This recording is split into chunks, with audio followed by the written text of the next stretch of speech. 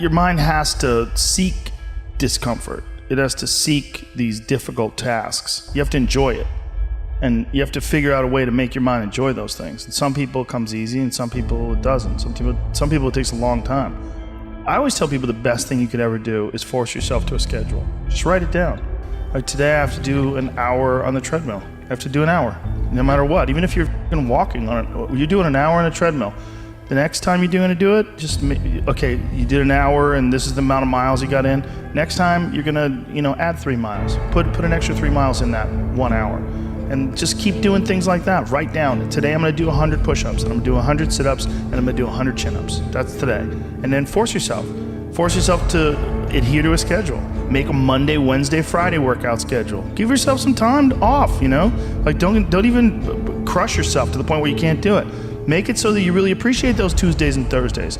But on Monday, Wednesday, and Friday, you're going to get after it, and this is what you're going to do. Most people just try to go work out, and you're kind of aimless, and you show up, and you pick up the jump rope, and you jump a little rope, maybe you hit the heavy bag a little bit, maybe you do some curls, but you don't really have an aim. That's why people like to hire trainers, because a trainer will tell you what to do. Well, you can tell yourself what to do. If you don't have money for a trainer, you don't even have to have fucking equipment.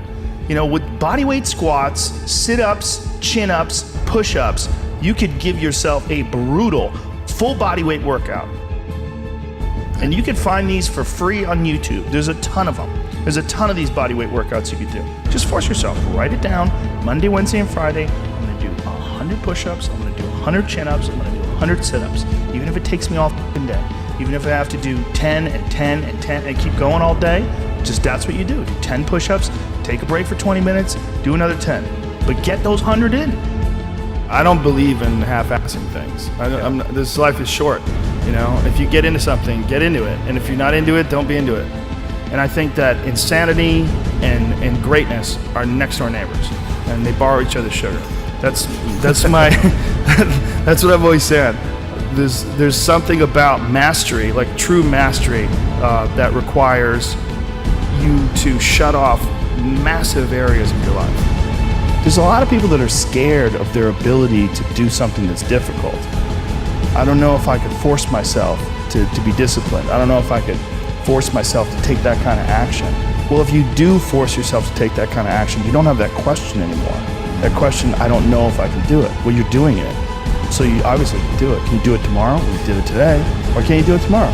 Just do it. You get so much more benefit out of a struggle that you choose to embark in versus a struggle that life throws upon you.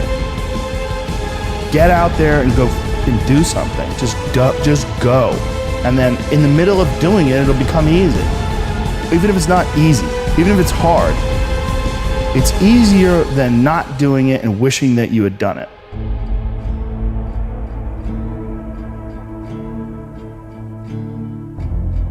Oftentimes people confuse discipline with focus, and this is why that's important.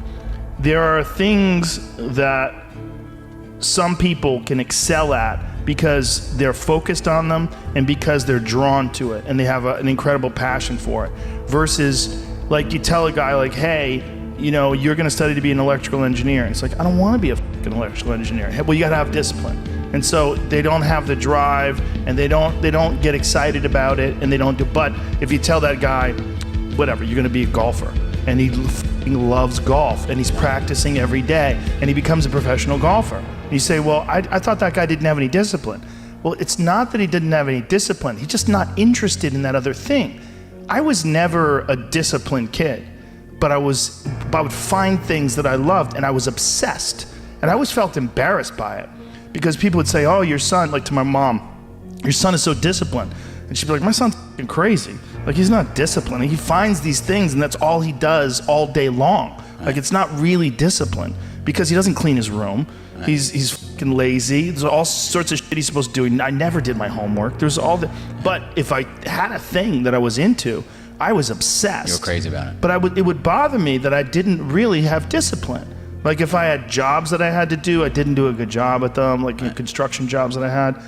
But when it came to martial arts... How did you find those things, though? How did you find those things? You stumble upon them? Lucky. Got lucky. Martial arts, I just got lucky. And it clicked with me like almost immediately. I became obsessed. and I wanted to excel at it. And so I was just doing it all day long.